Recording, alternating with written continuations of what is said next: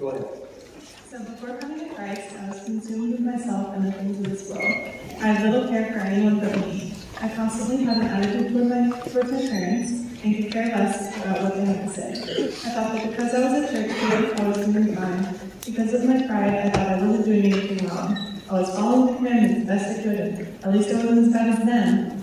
For a long time, I tried to fulfill my loneliness with ungodly friendships, trying to convince myself that 1 Corinthians 15:33-34, don't be misled, bad company corrupts good character.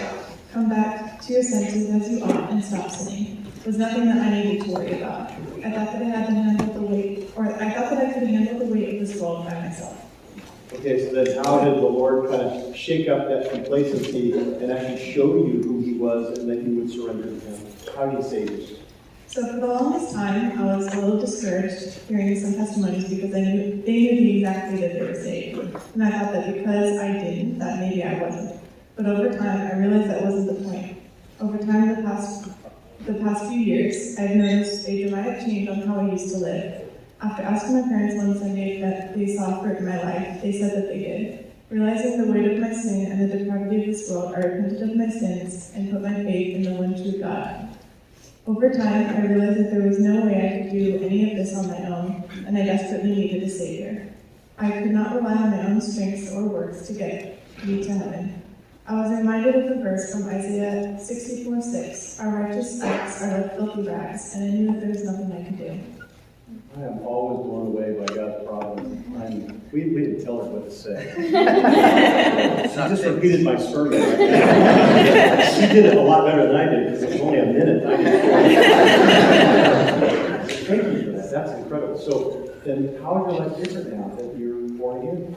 Since being saved, I have a desire to please God and live for Him. I am careful with my friendships and not being consumed with myself and the things of this world. I am far from perfect, but with His strength, He helps me do it. Instead of relying on myself, I now trust in Him in everything I do. I have been through some trials in the past few years, and those have only brought me closer to Him and allowed me to trust Him even more. Even though I constantly fail in His fallen world, I am reminded of the hope of Jesus' sacrifice for me on the cross. I am so thankful that He chose me to be adopted as His own, and I know I don't deserve His love, but praise God that He loves us anyways. Paul says in Romans 5:8, but God demonstrates His own love for us in this: while we were still sinners, Christ died for us. For if while we were God's enemies, we were reconciled to Him through the death of His Son. Would you encourage Kylie?